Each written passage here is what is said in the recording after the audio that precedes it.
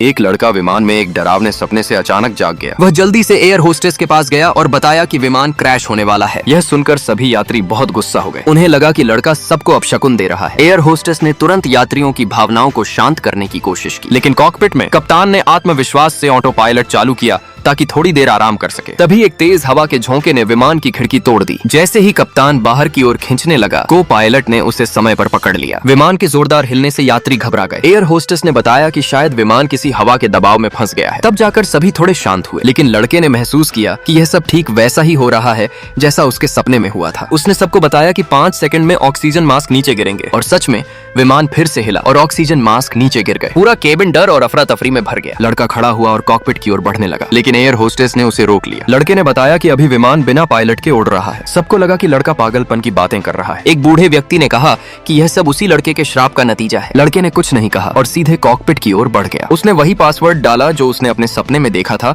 और दरवाजा खोल दिया। एयर होस्टेस अंदर का दृश्य देखकर डर गई। को पायलट ने तुरंत सबको मदद के लिए बुलाया। लड़के ने तुरंत विमान की ऊंचाई बढ़ाई और फिर वही इमरजेंसी कोड डाला जो उसने अपने सपने में देखा था। धीरे धीरे विमान स्थिर होने लगा, लेकिन दोनों पायलट अब बेहोश थे और विमान अभी भी खतरे में था क्योंकि कोई उसे चला नहीं रहा था। जैसे ही विमान बर्फ से ढके पहाड़ से टकराने वाला था, लड़के ने संकेत दिया कि वह विमान उड़ा सकता है। उसने सबसे पहले कंट्रोल टावर से संपर्क किया और पूरी स्थिति बताई। कंट्रोल टावर ने तुरंत सभी कर्मचारियों को तैयार रहने का आदेश दिया। फिर लड़के ने विमान की ऊंचाई फिर से बढ़ाई और सामने वाले बर्फीले पहाड़ से सफलतापूर्वक बचा लिया। इस समय कप्तान को होश आया। स्थिति जानने के बाद उसने लड़के का धन्यवाद किया, लेकिन जब सबको लगा कि अब वे सुरक्षित हैं, उन्हें यह पता नहीं चला कि विमान का ईंधन लगातार लीक हो रहा था। एक नया संकट फिर से आने वाला था।